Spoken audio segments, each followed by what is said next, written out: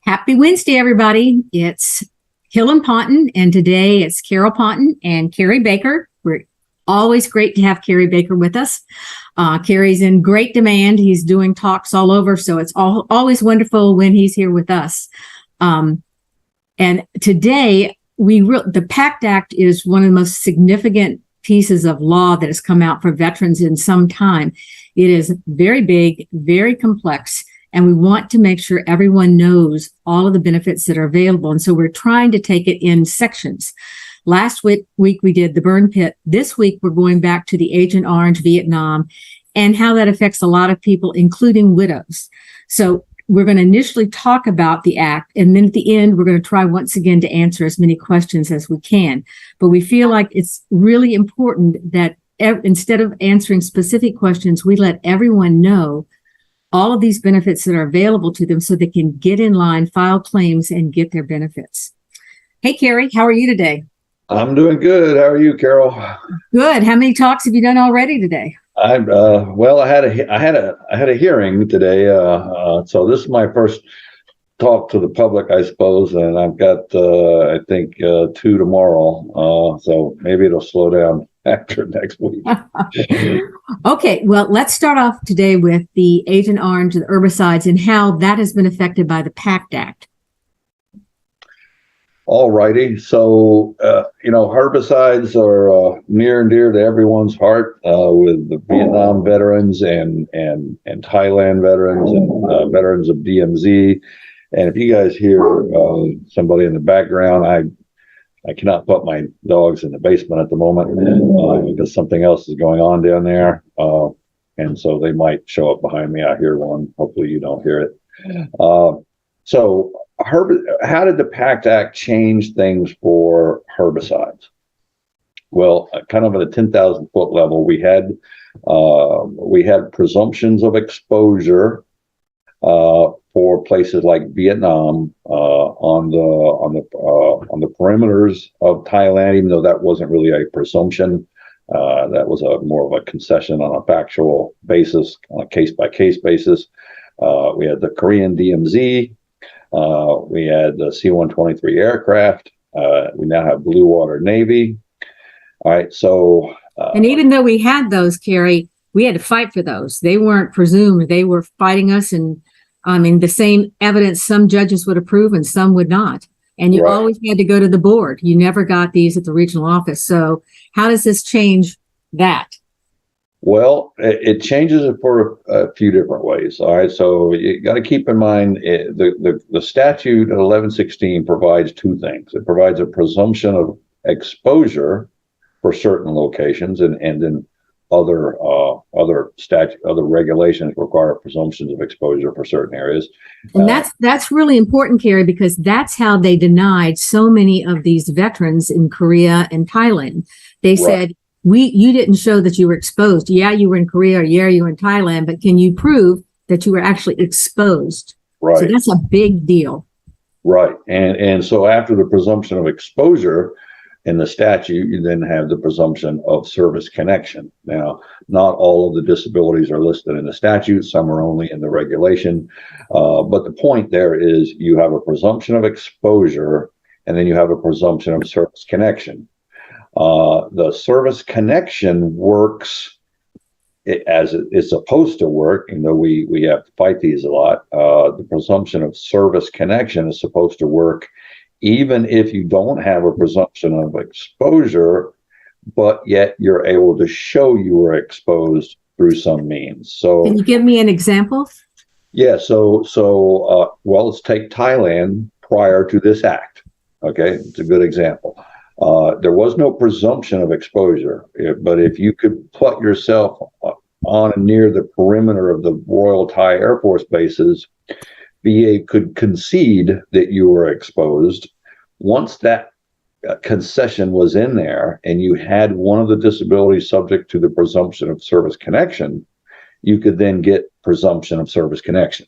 And so, and that's important just from a sort of a high level, because even some board judges will make the mistake sometimes of conceding service connection for certain types of cases where there might be no presumption, and then thinking you need a medical opinion linking the exposure that they've then conceded to the presumptive disability, which because it's presumptive, you shouldn't need that nexus. So just something to kind of take in mind when we're talking about this, because we see denials kind of all over the place. So, and those were a lot of questions we got last week. If it's presumed, do we still need a nexus? Do we still need a doctor's opinion connecting the exposure to the disease? And the answer is no. That's right. Exactly what presumptive means. And that's why this is so important and good for veterans.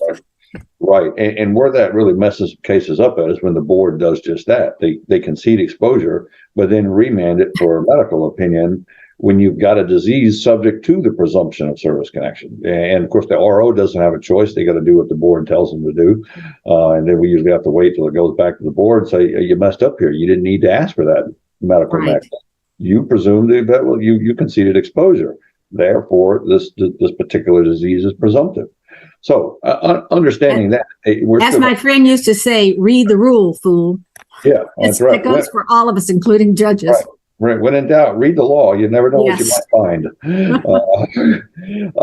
So the Pact Act does a little bit of both of those things. It adds to the places where the presumption of exposure is going to be conceded from now on, and or not conceded but presumed. And it adds 2 disabilities to the overall list. So before we get into that, you gotta break that down into its. Once you start thinking about it, it starts playing with the mind a little bit. It's not small changes. All right. No. The new spots where we now have a presumption of exposure. Now this is all going to operate except for surviving spouses. This is all going to operate point forward. So keep that in mind. That means there's no retroactive benefits unless you have a pending claim or you're filing and proving it a different way. You're not using the presumptions, right? Right. And unless VA decides to do it otherwise, I don't think they will. And now we may see some mistakes that are in veterans' favor, but we don't know that yet. I'm just kind of reading between the lines because I know VA employees, they might think it all goes back to the original claim because it's herbicides. We'll take that. Yeah, we'll take it, but the law does not force VA to go back and give you benefits if you're a live veteran, but for the surviving spouses, it does. So I said it kind of twists the brain a little bit because you have these new places where the presumption of exposure is now going to apply. And just to cover in Thailand, it's any U.S. base or any Royal Thai base. Right. And I'll go down all those places. Okay. But when you think about the new places, okay, every single exposure every single disease that's currently in the list of presumptive diseases, including the 2 new diseases, are all going to apply there. Okay. Right. Now, when you think about the 2 new diseases, they're obviously going to apply to all the new places, but they are also going to apply to all the places that have already been in the law. Okay, so take a typical Vietnam veteran, for example, who was in country or in blue water. They are already presumed exposed. All right, and so if you're dealing with one of the current presumptions that existed prior to the Pact Act, all right, you already have a good claim there. If you haven't filed it, if you file it, they're probably going to grant it. But now all of those vets who are already presumed exposed and may have already been entitled to the presumption for all the current disabilities are now going to have 2 extra disabilities, which is hypertension and monoclonal gammopathy, or MGUS for short. But the new places that are now going to enjoy a presumption of exposure, but keep in mind, all of the list of disabilities, all right, are now going to apply to those folks. It's not just the 2 new ones. So depending on where you are and how you are and all this, different things could apply to you.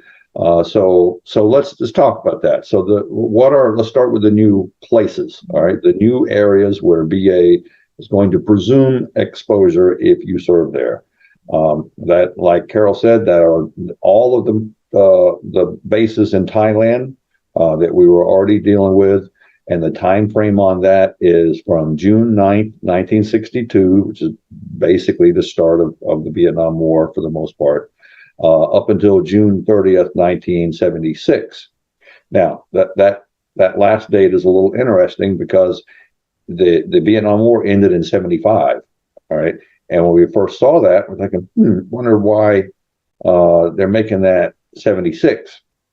And Brian brought up a very good point the other day. And I didn't think about it.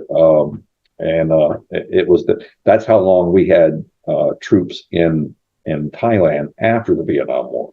Right. Now, there's a little difference here with your typical Thailand claims. So all the vets out there that have had Thailand claims or been fighting Thailand claims, prior to this, you had to show you were on or near the perimeter during a certain time. Well, that time was the entire Vietnam War from 61, right? Because that's how the initial policy was written, up until 75, which is the end of the Vietnam War. After that, Vietnam veterans are no longer entitled to the presumption. But when Congress did this, they made it from 62, which is really the same date for the presumption of herbicide exposure in Vietnam. There really is not a presumption in 61. We had some people on the ground. We hadn't really been using herbicides at that point. So 62, January 9, 62 to June 30th of 76. All right, it's going to apply for everybody that served in Thailand during that time. One important thing is if you were in Thailand in January of 1976, you were there after the former policy allowed for concession of exposure. So you might have had your claim denied in a way that we could not have won it, all right, because you weren't there prior to 75. Well, that time now goes to June 30th of 76. So there's an extra little group there that never had the chance to get benefits. So if you were there after the Vietnam War ended, but prior to June 30th of 76, then you now should be presumed exposed to herbicides. And of course, that goes for everybody else that was there from January of 62. So that's, and it doesn't matter where on the base you were, anywhere on the base, in any of the Thailand bases, from January 62 to June, basically July 1st, more or less, of 76, and applies to all of the disabilities on the list of herbicide-related disabilities, to include the new ones, hypertension and MGUS, or monoclonal gammopathy. You say that so easily. Yeah, that's I had to practice. So other locations are Laos, all right, from December 1st of 1965 to September 30th of 1969. So that's a fairly inclusive set of dates there. That is when we had most people, that is when we sprayed herbicides in Laos. I'm not going to say that's when we had most people in Laos. I know there were people in Laos after those dates. Right.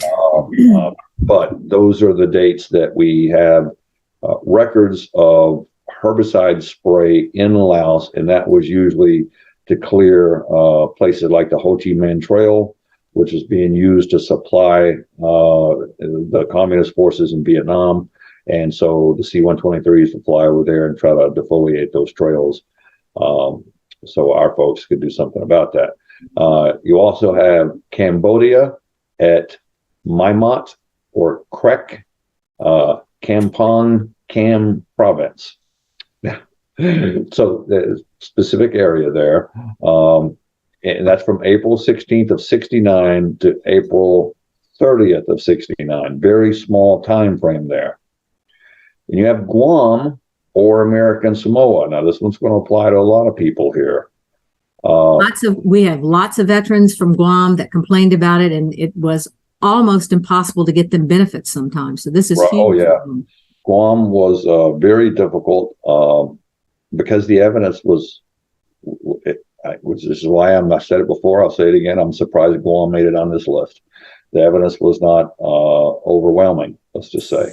But Guam or American Samoa or the territorial waters off Guam or American Samoa. And that is big because there were a lot of ships that passed through there.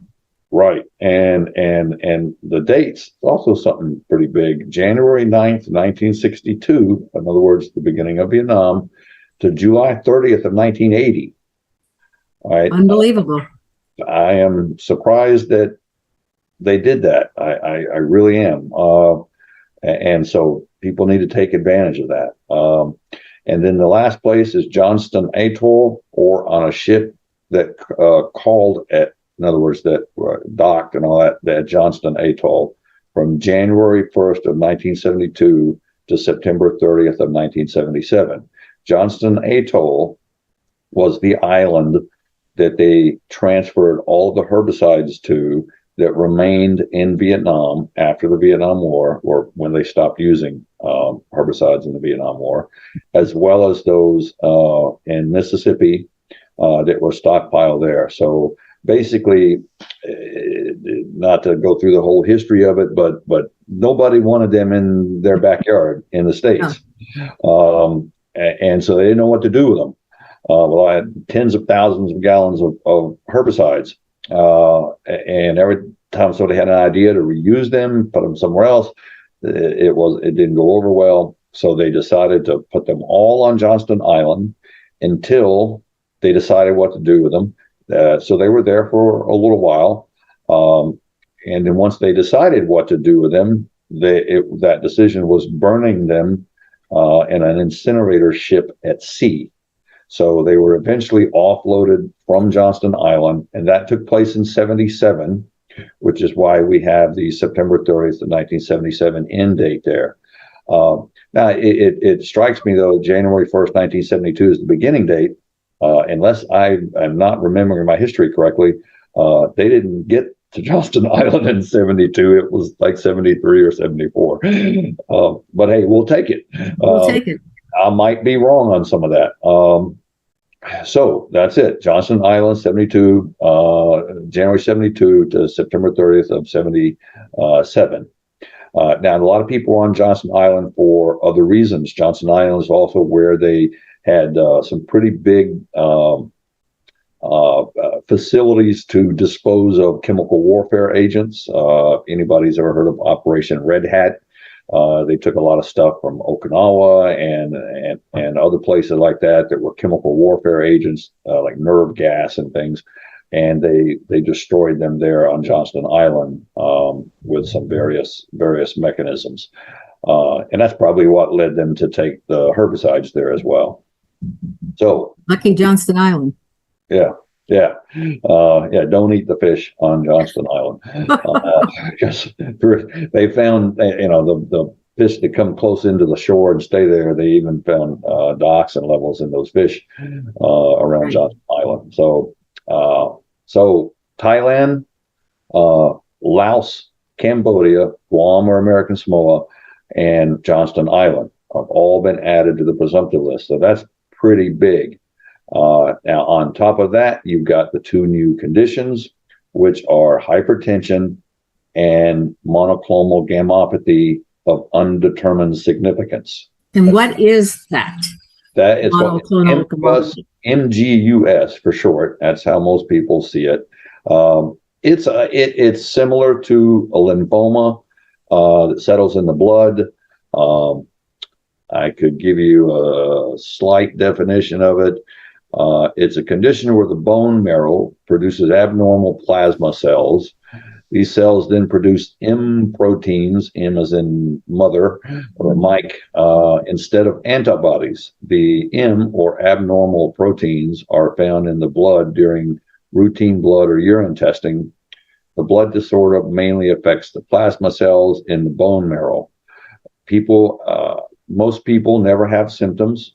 Some people may develop blood cancers or serious blood disorders. The proteins can build up in the bloodstream or urine and cause kidney damage, heart damage, or nerve damage. M proteins also reduce the body's ability to fight infection. About 20% of the people with MGUS develop multiple myeloma. Other conditions linked to MGUS include amyloidosis, which is already presumptive, Walderson's microglobulinemia. So I think by a different name is kind of presumptive already. Chronic lymphocytic leukemia is also presumptive. And the symptoms include tingling, weakness, and numbness, and clearly probably a lot more symptoms if it's led to some of those other things. So that condition, along with hypertension, it's kind of important here. Because it sounds like those two, especially hypertension causes hypertensive heart disease. It causes chronic kidney disease. It can cause diabetes. I mean, the list of things. So you only get a 0 rating maybe for hypertension, but what it causes is mind-blowing. And so now all of that is covered. And that sounds like the same for the monoclonal, whatever it is. It sounds like it causes a lot of things that aren't necessarily service-connected. So if people have any of these conditions, they need to look and see if it's being caused by either of the two new diseases. Right. And some of that's exceptionally important because, hypertension being the easiest one to use as an example. Like Carol said, maybe you had a stroke. And that's a big one. That could be related to hypertension. Maybe you have hypertensive heart disease instead of pure coronary artery disease, which is a pure form of ischemic heart disease. Maybe. And one thing, Kerry, which is amazing that almost no one seems to pick up on, but the VA is you can get a rating for both of those. Separate ratings for the heart disease, that's coronary artery disease, and a separate rating for hypertensive heart disease. That's right. Yeah. And that most VAs lump them together, where that's not right. You can get, if you have whatever, you can get 100% for each one and paid for it. And what I've seen a lot is non-ischemic cardiomyopathy, which is in layman terms, I'm sure some folks out there will tell me I'm wrong, but it's basically congestive heart failure. Right. And because congestive heart failure could be ischemic, it could be non-ischemic. So if you had pure non-ischemic congestive heart failure and you've been trying to get benefits for ischemic heart disease, you may have been trying for years and continually been denied because the heart condition you had or your survivor, your spouse had, was not considered a form of ischemic heart disease. Exactly. Well, there aren't very many heart diseases left that don't have a cause from hypertension. Hypertension can absolutely cause non-ischemic heart disease, or hypertensive heart disease, or congestive heart failure of non-ischemic origin. So that's really important. So if you're sitting there and you've been suffering with cardiomyopathy for years and been denied these claims, but you've also had hypertension, you need to get in and refile those claims. Same thing for peripheral vascular disease. Hypertension and VA, I'm sure we'll be fighting claims like this. VA is not going to award peripheral vascular disease on a presumptive basis. They're going to award service connection for hypertension on a presumptive basis. And it was always kind of difficult to get VA to concede that peripheral vascular disease or say carotid artery disease, another form, is the same disease process going on in the extremities, in the peripheral, meaning everywhere but the heart. All right, that's coronary artery disease. Exactly. It's the same disease process, but VA wouldn't grant service connection for it without some pretty solid medical opinions. This should be a little different because people with peripheral vascular disease and hypertension, if you got to think about how the blood works, the increased pressure causes those platelets to stick together, contributing to the peripheral vascular disease. Exactly. Whereas disease in your coronary arteries wouldn't have caused that without the high blood pressure. Okay, so folks with peripheral vascular disease, which can cause amputations, loss of use of the legs, it's going to be much easier, in my opinion, to get service connection for those. So when you file your claim or go refile, you need to make sure you add any and all of the residuals that may be associated with the hypertension or the MGUS. And if you don't know, you should put Google it. Hypertension causes what? Hypertension contributes to what? And if you have those diseases, you need to name that. The VA is not going to help you with that. They're going to see those medical records, and unless you asked for that, they're going to pretend they're not even there. And that's what's so sad. I see people getting 0 for hypertension, maybe a 10. And meanwhile, they've had a stroke or they've had they've had all sorts of problems. And the VA has only given them that 0%. But you've got to know your rights. You've got to ask for it if you want it from the VA. But hypertension was one of the ones that one of the experts that we used did all the testing for the military. And she said that the connection between hypertension and the herbicides was stronger than any of the others that they originally gave you presumptions for, but the VA didn't want to give it. And this is the reason. It affects so much of the body that they knew it was going to be huge. So what we're saying is this is huge, hypertension. And they didn't want to do, a 300, 400,000 case NEMA readjudication. I mean, it was hard enough, and they did 150,000 case readjudication with ischemic heart disease.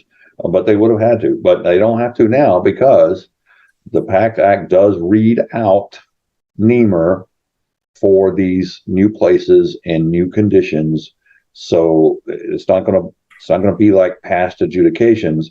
This is going to go, like we said earlier, from point forward, unless, and this is the other thing we need to cover, unless you're a surviving spouse who's been denied DIC because of this. In those circumstances, VA is on the hook to provide you retroactive benefits if one of these conditions, either hypertension or MGUS or any of the other conditions, okay, for places that have the newly added places. Okay, so you got to think about this in more than one way.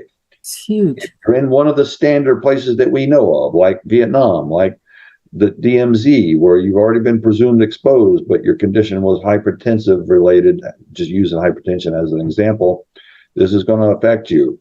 But for the new conditions, okay, it's wide open for all of the herbicide presumptive conditions. So that becomes really important, even more so in surviving spouse claims, because if your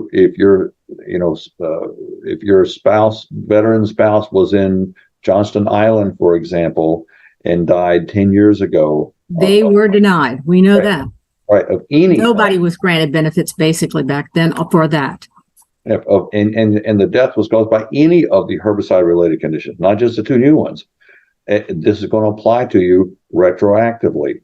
If your veteran was in Vietnam and died of, say, a stroke caused by hypertension, yes, this is going to apply to you specifically just for the new ones. Okay, so there's two ways to think about that, and that's really important for the surviving spouses and for everybody. But just remember, the live veterans, we don't think VA is going to apply this retroactively. So that means if you have current claim, whether it's through us or somebody else, and you're fighting your case, you got to keep fighting it to get the retroactive benefits. It should be a little bit easier for surviving spouses.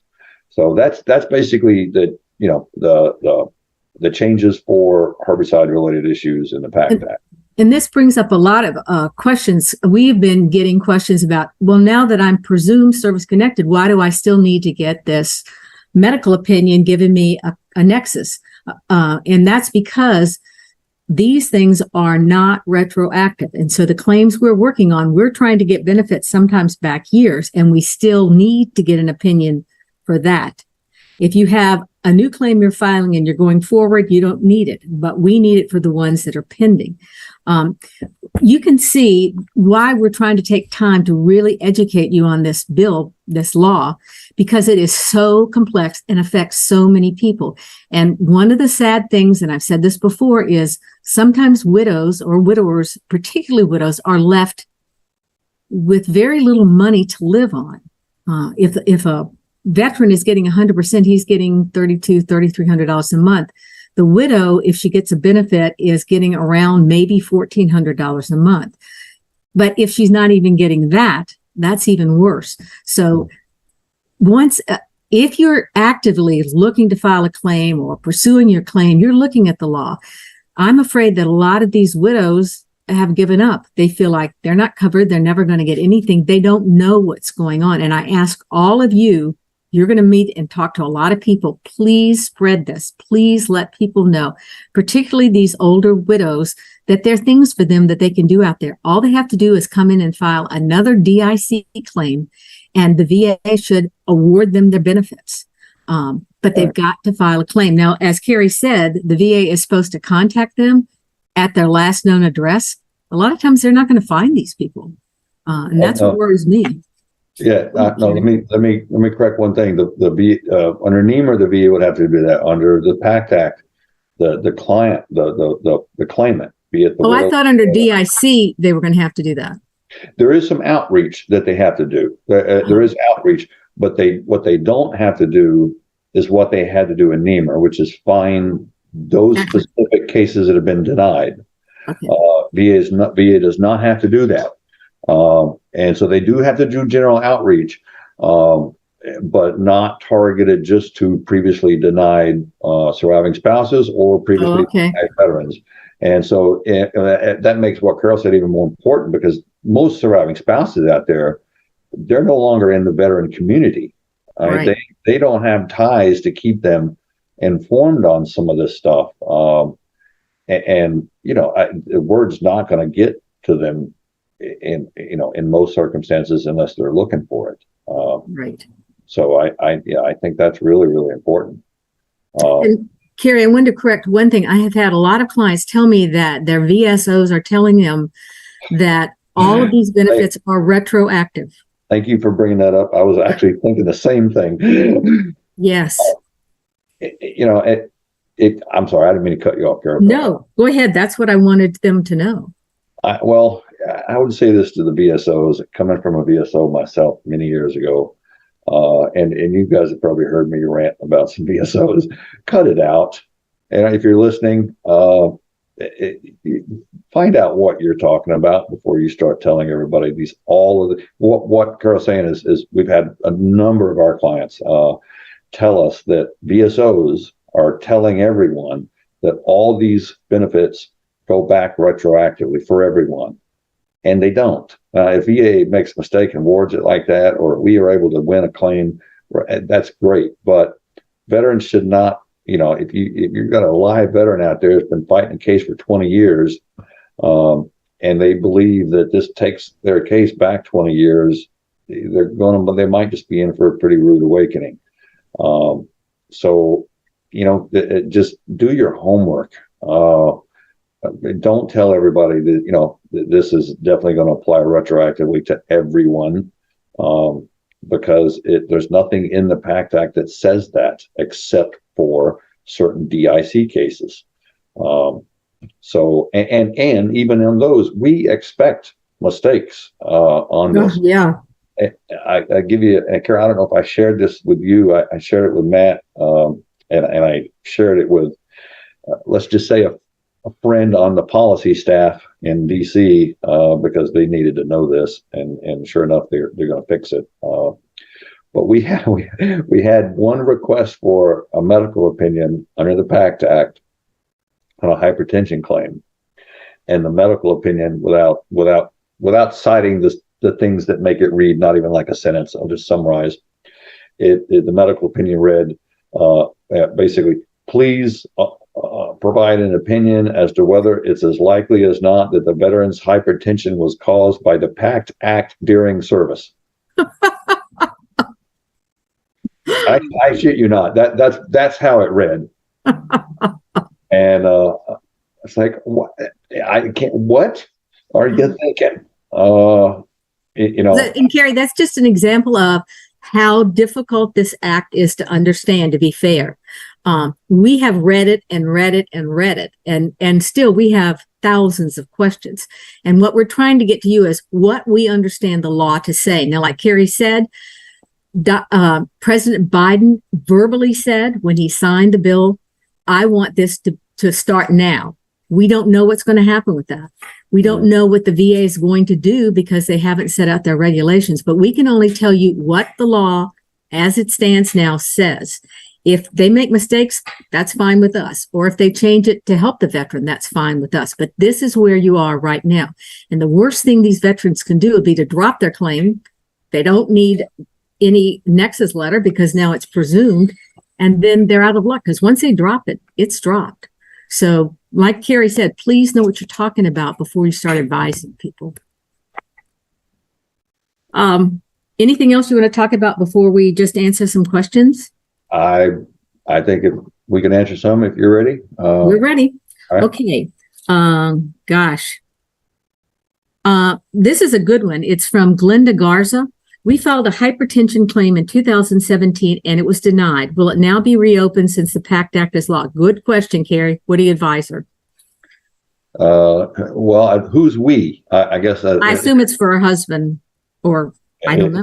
If the veteran is still alive, that 2017 claim, as we understand it, will not be reopened, nor will it be reopened automatically. You do have to file a claim and ask for that claim to be redone in accordance with the Pact Act. So yes, you have to file a claim, but while it may not go back to 2017, it should help you get the benefits that you're seeking, at least from this point forward. If you've had that claim pending since 2017, do not, like Carol said, do not drop it, because we don't know if some VA employees are going to look at this and take it back to 2017. I'm sure that's going to happen on some cases, even though it might be a mistake. Once those benefits are paid out, they can't take them back from you. They can't charge an overpayment on something like that. And hopefully, we'll see if that happens. But yes, file your claim if it's not already active. And one thing we should add, that we don't expect VA to start adjudicating these cases until about January of 2023. That could change. We don't know. That's the word on the street, and that's also been put out by VA. So we think that's fairly accurate. Whether they're going to be on time, early or late, we just have no way of knowing. But no, we're talking about that's when the claims are going to be adjudicated by VA. If the regulation provides an effective date of, say, October of 2022, then when they do your claim in 2023, it should still go back to the effective date made by law. If there's a retroactive effect there, some are going to operate, into the future that we aren't even at yet, like 2023 and 2024. But we don't know. Kerry, are we going to try and appeal those to see, like she had a 2017? Are we going to try to appeal and see if we can get benefits before the effective date? I don't see what we have to lose. I don't either. Yeah, I really don't. And I think it may, we'll have to look at VA's regulations when they come out. But yeah, I could definitely see doing that in some circumstances. I don't know that I would in every circumstance. But that's just hard to, it's hard to answer that just yet. This is a question that I'm not really sure it's Peter Borick. And he says, is the VA going to pay a lump sum for the Pact Act? Hopefully we'll get a disability increase. I'm just asking if a payout is coming. That's a pretty complicated question because I don't know if he's talking about Camp Lejeune. Well, if he's talking about a lump sum in general for disabilities listed on the Pact Act, my answer would be no. Right. Because there's no law that just says, hey, we're going to give you a lump sum for your service, or you have a disability, here's a lump sum.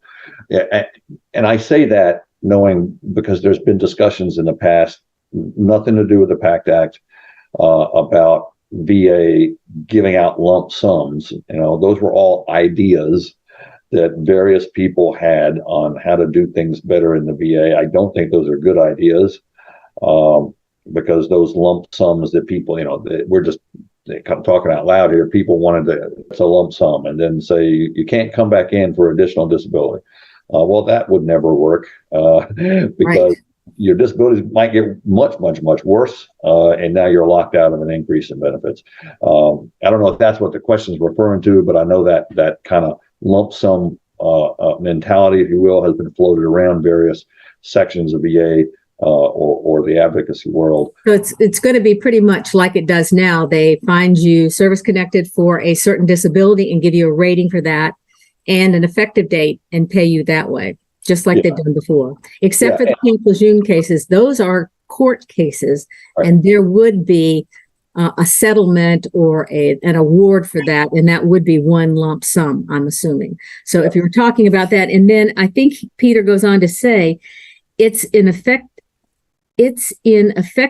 the day the president signed, but they are not going to start working on those claims until January of 2023. And that's, once again, Kerry was telling you, remember, whatever effective date, you can be paid retroactive. If you filed and the effective date was the date the president signed it, but they don't get it done until 2024, you're going to get all of those benefits from that, from August of 22 until they finally resolve your case. Yeah. And so that would be a lump sum if you want to look at it that way, I guess. Yeah, and maybe it's good to think of it like this. When we say you're probably not going to get a retroactive application of this law, what we're talking about really is a retroactive date prior to the law being signed into law. You know, so if you've had the claim pending for a couple of years, if you're a live veteran, it's probably not going to go back that couple of years. It's going to go back to the enactment of the law. And that's different than it taking a year to get to your case. Right. We're already past the enactment of the law. It's still going to go back to the enactment of the law in your case there, and you're going to get retroactive benefits. So in case there's a confusion out there, there's a distinction that we're drawing there. Right. I have Lambo Jackson. I filed a VA claim for my glioblastoma in my spinal cord back in 2015, but it was denied several times. I just started a review with the claim since it's in the Iraq presumptive condition list. Do you think I have a case to win my claim, being a combat veteran and the Pact Act passing? I would say if you are a veteran of the Iraq War, that's what I took from that question. If you have glioblastoma, absolutely. Glioblastoma is a presumptive now for Iraq veterans.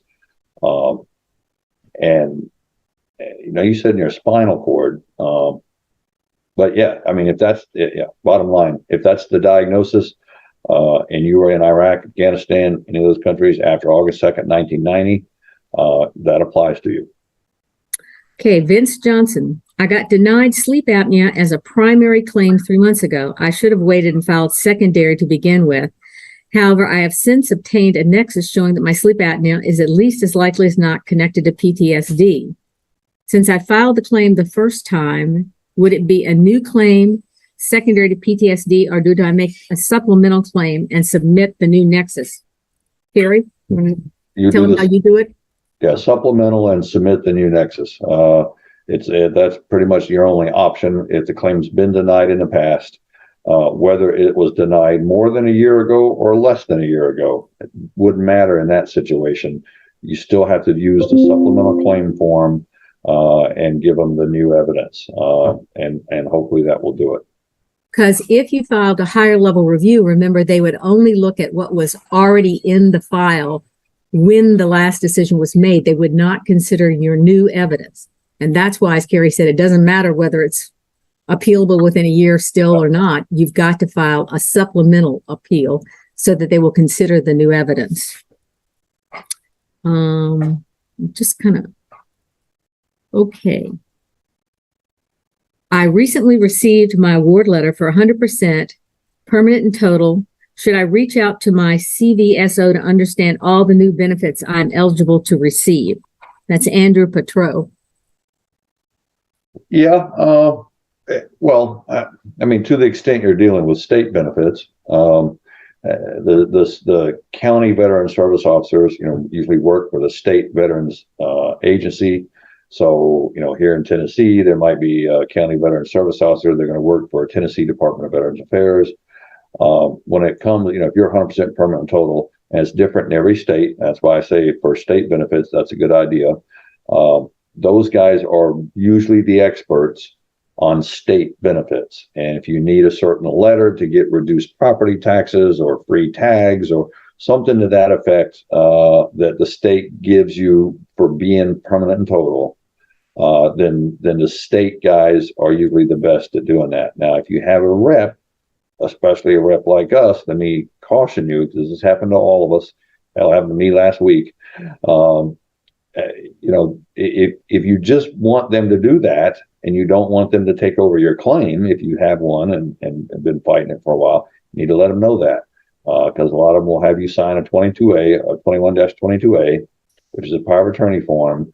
And if you have a current representative that you don't want to fire, you will revoke their representation as soon as you sign that new 22A.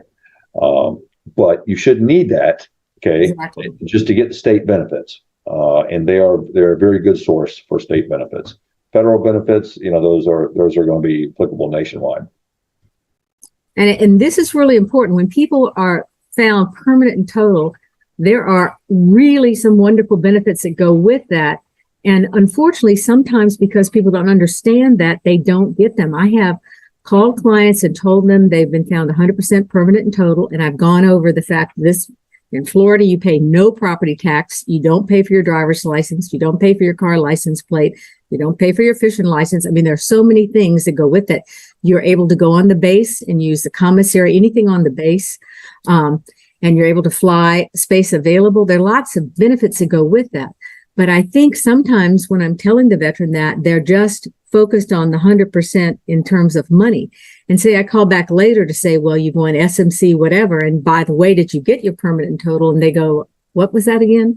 So remember, Florida property taxes are really high. I mean, there are a lot of benefits that go with getting 100% permanent and total. Your wife or your husband is entitled to medical insurance. Your kids, if they're between the ages of 18 to 26, I think, get free college education or free higher education. I mean, the benefits are enormous. So if you have that rating, please make sure you're getting all that benefit. And as Kerry said, unfortunately, or fortunately, they're different in every single state. Some states only give you a partial offset for the taxes, etc. But find out what your state gives you, because that's really a great benefit. And let me add something to that real quick, Pearl. One that people don't usually think about, and you mentioned it, the education benefits. The states, if you're permanent total, you get Chapter 35 Dependents Educational Assistance. That's going to pay your child or your spouse if she wants to go back to school or is going to school. But let's talk about children for a second. You're going to say your child's going to school full time. There's going to be a federal benefit there under Chapter 35 to pay that child, not you, the child, whatever rate it is for a full-time student. It's different for half-time, three-quarters time, and all that. That's the federal benefit. A lot of states have a tuition waiver, especially if you're 100%. Okay, not everyone does. Most of those that have it will have it at 100%. Some have it less. Okay, I think California, you just need to have 10%. The state, as long as your child is going to that state school and you live in that state, and they're going to like University of whatever, Tennessee, not a private college, the state will waive the tuition. It's huge. Still get the federal benefit. So the state's going to waive the tuition, not books and fees usually, but the tuition. You still get, your child still gets that benefit from the federal government. You put those two together, and man, you've got a great education benefit there. Just an unbeatable one, and a lot of short of full scholarship or something. But you still get the state benefit for the federal benefit if you have a full scholarship. So something to keep in mind if you have children that are going to be going to college. Okay, this is Christopher Goldsberry. I was recently denied asthma in July due to no medical records within the 10-year window that was in place, and I'm a burn pit exposed veteran. What is the best way to appeal the claim? you read that real quick again, Carol? I was recently denied asthma in July due to no medical records within the 10-year window that was in place. And I'm a burn pit exposed veteran. What is the best way to appeal the claim? I'm not sure if it's no medical records showing a disability or. Yeah, I think I know what they're talking about. Because they're one of the regulatory presumption that was in place prior to the Pact Act for asthma. You had to have manifested the disease within 10 years of service. So if you couldn't prove that, you kind of couldn't get service connection even under the presumption, because they limited it, which I think was BS. But nonetheless, the Pact Act does not have the 10-year limitation, and it does provide the presumption for asthma. So in July, you're still within a year of that decision. You have two options. You can file a higher level review and ask for it to be reconsidered. But understand the Pact Act, if VA would take this where VA normally takes it, with the Pact Act would be something new that come along after that last decision, since it was not signed into law until August. And so a higher level review, you got a closed record. The higher level reviewer, the DRO, may not be able to consider the Pact Act. I think that's BS, because I don't think the Pact Act is evidence. I think it's law. Because it is law, but I could see VA applying that. So your best option there is, like we said earlier, file a supplemental claim, list that former rating, just because that's still part of the appellate process. But your new evidence will be the Pact Act itself. All right, a change in law counts as new and relevant evidence to reopen a claim with a supplemental claim form. So that's what you would do. That's what I would do, at least, is take a 0995, 20-0995, fill it out with asthma, list that formal rating decision on there. Make sure you list that your new evidence that you're submitting is the Pact Act itself, and there is no 10-year limit for that. You should get that benefit. If you don't, I would appeal. I'll find somebody to appeal for you, because that would be unlawful if they don't grant that. All right. Just got a response from the VA saying that the fact that it's documented in my records that I sprained my ankle in service, it's not proven that my ankles are service connected. What does that mean, Kerry? Yeah, just because you have documentation that you got hurt in the service, that doesn't mean you have a service-connected disability. Okay, only the VA can grant service connection for a disability. That's the VA conceding that they now consider whatever current residuals you have from that ankle sprain a result of your time in service. So if you sprain that ankle, let's say the ankle's fine. All right, let's say you don't have any arthritis in it, the sprain's healed, they can't find anything wrong with your ankle, they're going to deny the claim because there's no current disability. Now, on the other side of that coin, let's say you have arthritis in the ankle, or it's recurrently spraining all the time, and so you have a chronic condition that you can currently show a diagnosis for.